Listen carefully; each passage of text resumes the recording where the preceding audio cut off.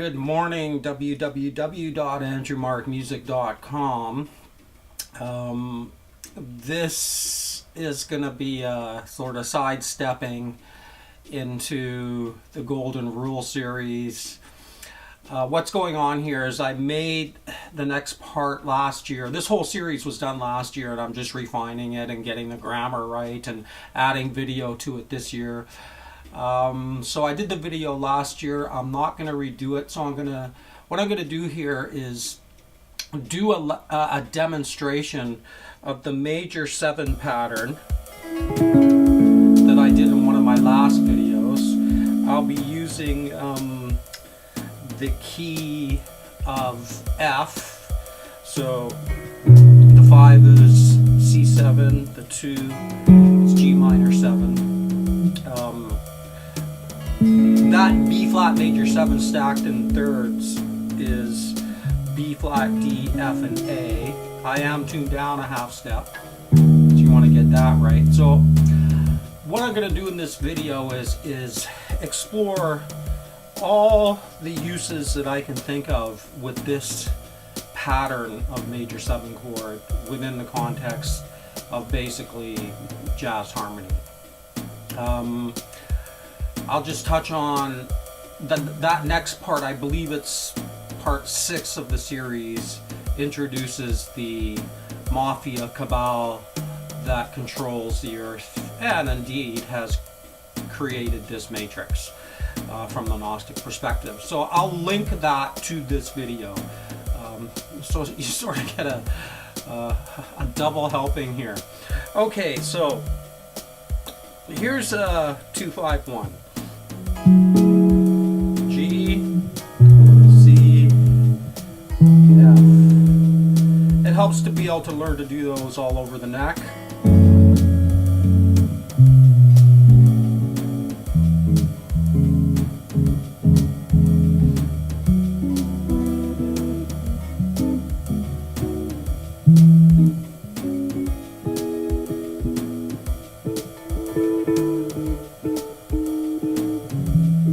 So on and so forth. So what I'm interested right now is we're going to take this G minor and we're going to find it here, the arpeggio, add a lower third, and there we are. We get this major 7th as a 2. So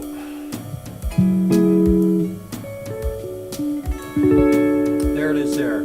So a 2-5-1.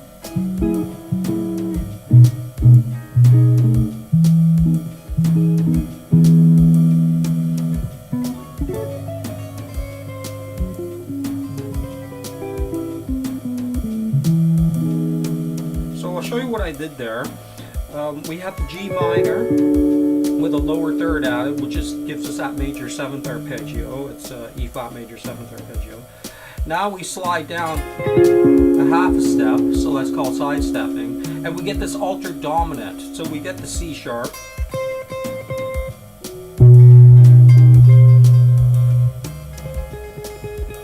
Charlie Brown,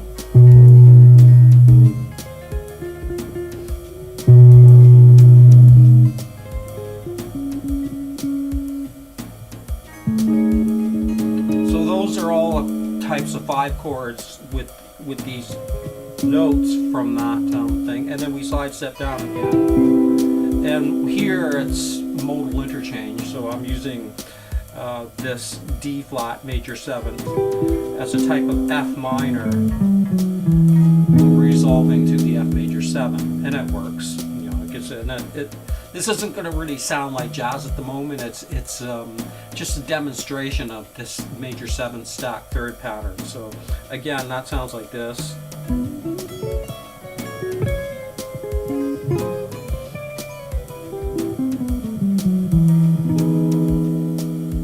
Okay, so one of the things that you can do is add the 3-6-2-5-1, and that sounds like this.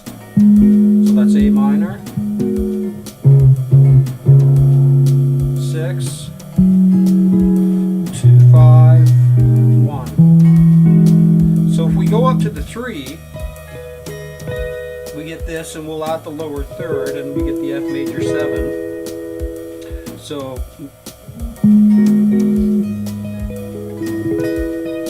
now we're sidestepping down, and lo and behold, we get this E major 7. And here's the notes. So that gives you that D7, the flat 9.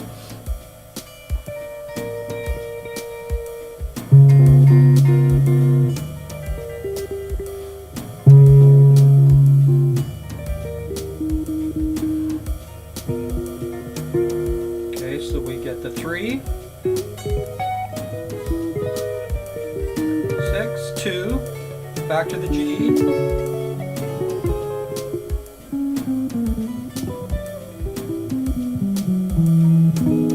So what that looks like using that chord is 3, 6, 2, 5, 1.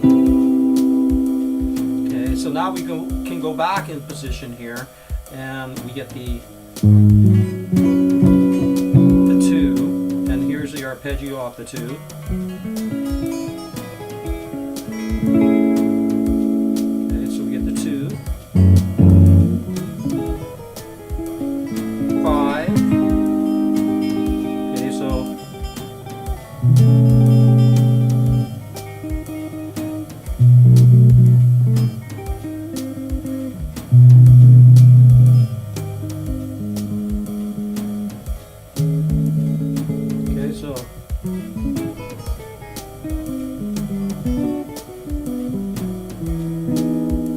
One being that A flat major 7, F minor, which is a type of modal interchange. So that one sounds sort of like this. And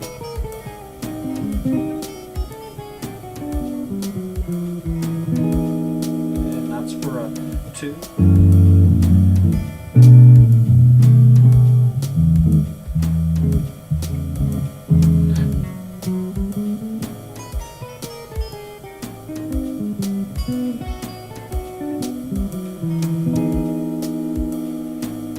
Of course, we can add the 3, 6,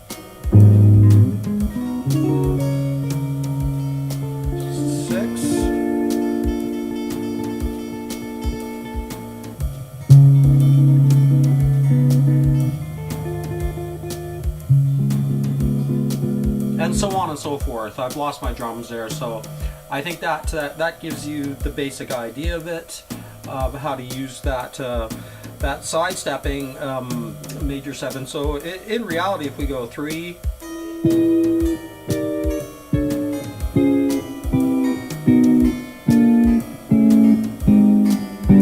we could use it chromatically every step of the way, and you know, ultimately you want it to sound like jazz, so you want it to, you know, add passing tones.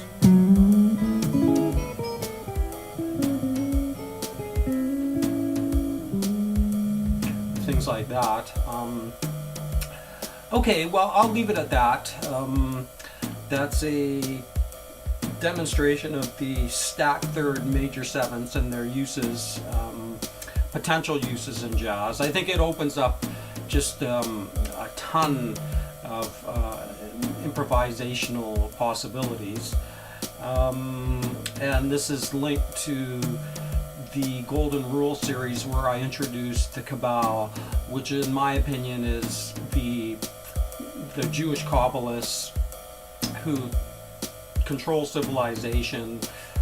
You can see their influence all over London, Paris, Washington D.C., all over the earth, everywhere, aligned with, and they did this through via Freemasonry, which is secular Judaism, Kabbalism,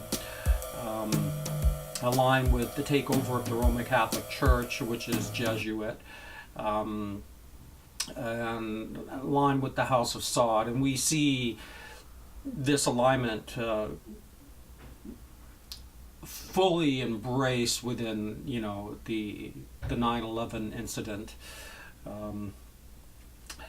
I have a peculiar Gnostic take on it.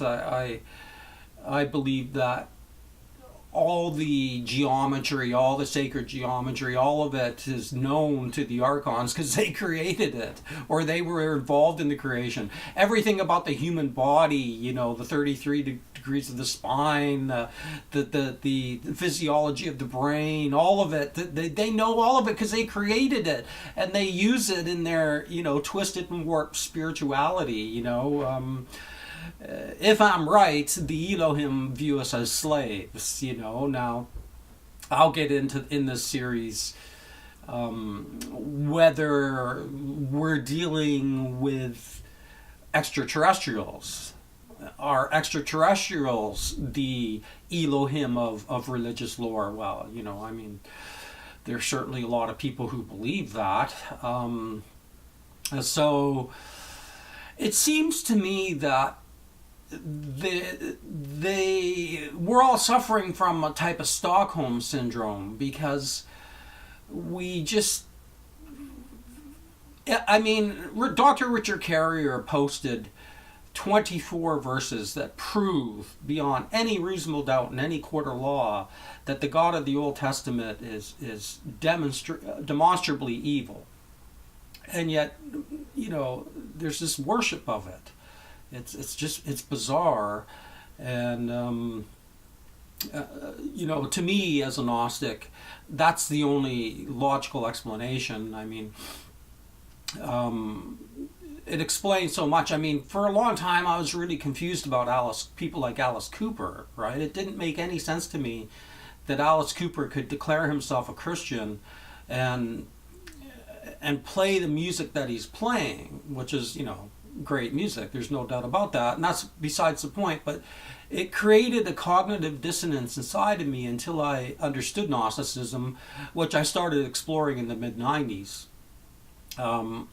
So as soon as that light went off, the phenomenon of Alice Cooper made perfect sense to me, you know, and how all religion are machinations of the archons, and how they, why it feels like a prison, because it is a prison. Why they won't implement any just and fair economic and political systems, because they have no intention to, you know. So where does that leave any individual human being? Well, I guess we have to go through the process of, you know, demarcating ourselves from the demiurge's matrix.